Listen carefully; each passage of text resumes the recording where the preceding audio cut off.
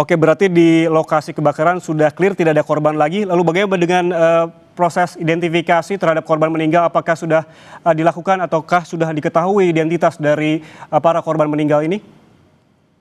Untuk identitas kami masih mensinkronkan dengan data-data di lapangan, data yang ada dari pihak perusahaan terkait siapa-siapa saja yang bekerja, dan juga data di rumah sakit. Karena untuk menghindari miskomunikasi, jadi sedang kita lakukan sinkronisasi di lapangan. Demikian.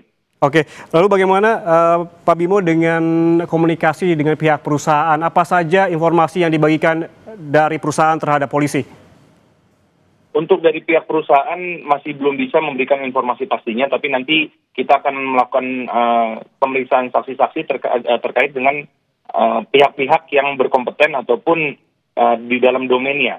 Yang jelas di mana untuk pemeriksaan kami selalu berkoordinasi dengan Polresta Barelang karena untuk pelaporan nanti akan ditangani oleh Polresta Barelang di unit Tipiter. Oke, Pak Bimo, apakah sudah dilakukan investigasi atau penyelidikan awal terkait dengan penyebab kebakaran ini? Apakah sudah memintai keterangan saksi di lapangan? Sedang dalam proses, tapi kami juga harus berkoordinasi dengan Polresta Barelang sejauh apa yang sudah dilaksanakan terkait dengan penyelidikan kejadian MT Federal 2 ini. Sudah berapa saksi yang dimintai keterangan, Pak? Untuk sementara ini karena laporan yang ada di Polresta, jadi kami fokus untuk penanganan korban terlebih dahulu. Kami dari Polsek Batu Aji fokus terhadap evakuasi korban dan juga pendataan terhadap korban. Tapi untuk tindakan dari kepolisian terkait dengan pemeriksaan saksi masih harus kami tanyakan kepada pihak Polresta Barelang.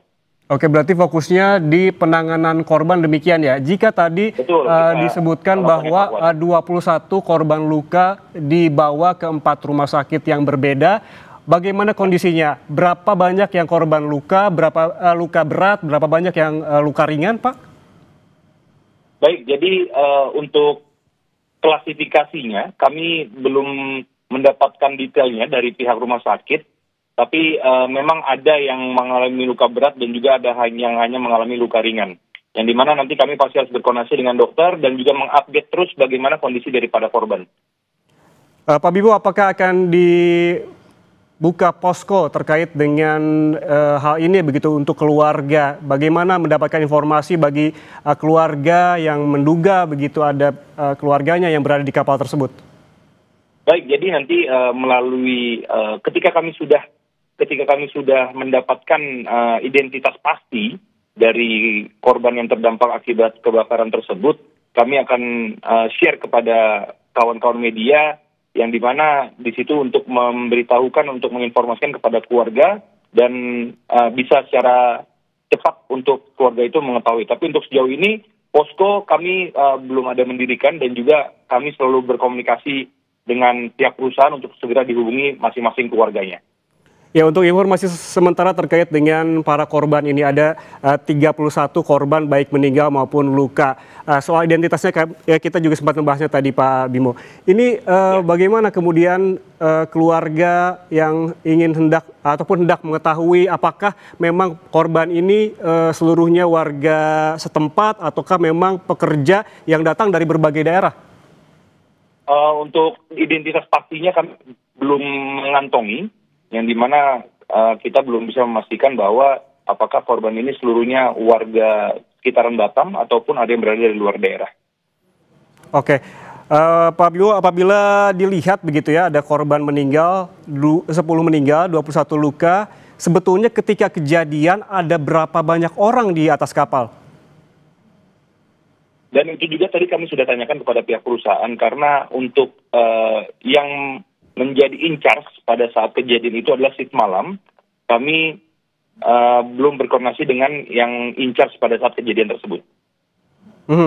Berarti hingga saat ini komunikasi dengan perusahaan masih terus dilanjutkan begitu ya untuk melakukan penyelidikan dan juga investigasi terkait dengan korban. Apakah ada kendala Pak Bimo terkait dengan evakuasi dan proses identifikasi dari para korban ini? Ya baik, jadi untuk proses evakuasi tadi memang terkendala karena ini berada di dalam tangki, jadinya kepulan asap itu memang masih ada di dalam. Jadi tadi dari pihak safety menyatakan bahwa ada sedikit kesulitan karena kondisi masih panas dan juga asap masih mengepul di dalamnya, untuk melaksanakan pencarian korban. Oke, jika para korban sudah dibawa ke rumah sakit, tadi ada 4 rumah sakit yang berbeda, upaya apa yang saat ini dilakukan di atas kapal begitu? Upaya pemadaman seperti apa dan melibatkan siapa saja, Pak? Baik, kalau misalnya untuk pemadaman itu dilakukan oleh damkar internal dari pihak perusahaan tersebut. Dan kondisi api sekarang memang sudah berhasil dipadamkan kurang lebih pukul 5.30 tadi pagi. Oke, api sudah berhasil dipadamkan. Saat ini kondisinya seperti apa? Apakah masih dalam pendinginan atau seperti apa? Ya, jadi untuk sekarang ini masih dalam proses pendinginan, yang dimana sudah dibentangkan juga polis line di daerah tersebut untuk menjaga status quo dari kejadian tersebut, tempat kejadian tersebut. Pak Bimo, kalau kita lihat bahwa kejadian ini terjadi pada dini hari tadi, apakah ini mengganggu aktivitas di sekitar kapal? Baik, jadi di PT ASL tersebut ada beberapa kapal yang sedang dikerjakan dan yang kami lihat tadi di TKP, hal tersebut tidak menjadi kendala untuk pengerjaan yang lainnya. Jadi fokus hanya pada satu kapal yang ditangani untuk dipadamkan apinya, serta juga untuk evakuasi pada korban. Baik, terima kasih atas informasi lengkapnya Kapolsek Batu Aji AKP Raden Bimo atas waktunya bersama kami di Breaking News Kompas TV. Sehat selalu. Dan saudara, seperti yang disebutkan oleh Kapolsek Batu Aji AKP Raden Bimo tadi, bahwa diketahui kapal tanker yang terbakar ini mengakibatkan 10 orang meninggal dunia dan 21 lainnya luka-luka. Diinformasikan saudara, kapal tanker MT Federal 2 yang tengah menjalani perbaikan di galangan kapal PT ASL Shipyard Indonesia di kawasan Batu Aji, Batam, Kepulauan Riau, ini dilaporkan kembali terbakar. Jadi artinya ini bukan kebakaran yang pertama kali, di mana tadi disebutkan oleh polisi bahwa kebakaran ini mengakibatkan 10 pekerja meninggal dunia dan 21 lainnya terluka dan masih dalam perawatan medis. Kita langsung bergabung dengan jurnalis Kompas TV Ricky Ramadoni di tempat kejadian perkara. Kita langsung tanyakan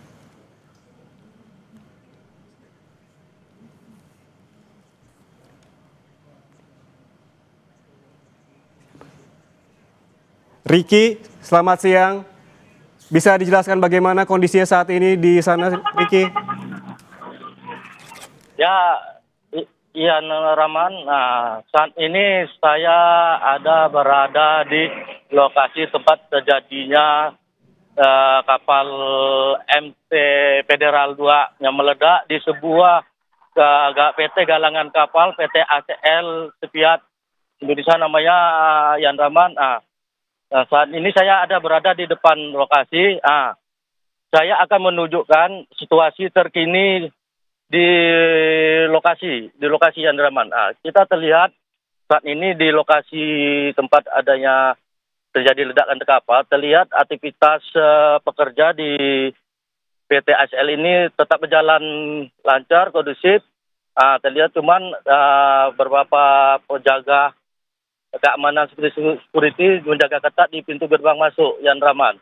Sementara untuk pekerjaan lainnya, karyawan atau pekerja lainnya tetap melakukan aktivitas seperti biasa. Itu kita terlihat juga berapa pekerja baru keluar dari pintu gerbang keluar PT, itu baru pulang dari pekerjaan itu Yan Rahman. Ya Rahman. Ya Ricky, tadi polisi sempat menyebutkan bahwa sebetulnya kebakaran ini sudah berhasil dipadamkan pada pukul 5 pagi tadi. Lalu aktivitas apa yang Anda lihat saat ini di atas kapal? Apakah masih ada proses pendinginan dari petugas? Ya Yan Rahman, untuk saat ini aktivitas terjadinya kapal ledakan kena terbakar ini belum kita ketahui nih Rahman. Namun dipastikan kapal diamankan oleh pihak kepolisian dengan menggunakan garis polisi lain untuk terlebih dahulu tidak bisa dilakukan operasi Yan Rahman. Untuk diamankan, untuk dilakukan penyelidikan. Sementara untuk pekerja lainnya, kapal-kapal lainnya yang sedang melakukan perbaikan atau naik dok, masih dilakukan perbaikan. Khusus untuk kapal MT Federal 2 ini, untuk sementara ini dihentikan pekerjaannya untuk dilakukan penyidikan lebih lanjut. Ya, Yan Rahman. Ya, dilakukan penyelidikan lebih lanjut. Anda menyebutkan bahwa di sekitar lokasi sudah ada polis lain. Kemudian apakah Anda melihat ada aktivitas penjagaan dari polisi di sana? Ya, Yan Rahman, tadi waktu saya di lokasi tempat TKP terjadinya kapal ledakan ini, ada beberapa polisi dari baik itu Sabara Polresta maupun Polda berada di dalam perusahaan galang kapal ini, Yan Rahman. Kemungkinan kepolisian ini untuk menjaga kapal MT Federal yang terjadi insiden kebakaran ini. Ya, Yan Rahman. Baik, terima kasih jurnalis Kompas TV Ricky Romadoni atas laporan langsungnya dari galangan kapal Batu Haji Batam, Kepulauan Riau. Nanti kita akan menghubungi Anda kembali untuk mengetahui informasi terkini dari sana.